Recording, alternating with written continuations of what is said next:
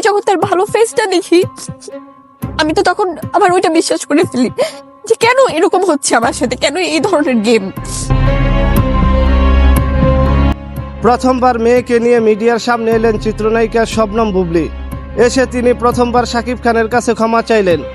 এর আগে তাকে না বুঝে অনেক কথা বলেছিলেন, এখন সেটা বুঝার পর ভীষণ অনুতপ্ত প্রকাশ করলেন এই অভিনেত্রী।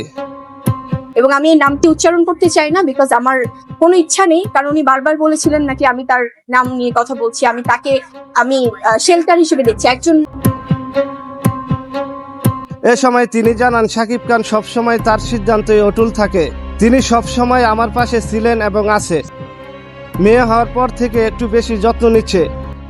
কিছুর একটা সময় আছে, সবকিছুরই একটা আছে না, যে সব এই বিষয়গুলো নিয়ে আসলে যখন কথা বলবো তখন আমি সবাইকে রেসপেক্ট দিই। সেই একজন বাবা হিসেবে যতটুকু দায়িত্ব থাকা দরকার তার থেকে অনেক বেশি পালন করছেন। আমি ভেবেছিলাম অপু বিশ্বাসের কথা মেয়েকে অবহেলা করছে, আসলেই তা না। ব্যস্ততার কারণে মেয়েকে সময় দিতে পারছেন না, এখন মেয়েকে প্রচুর সময় দিচ্ছে।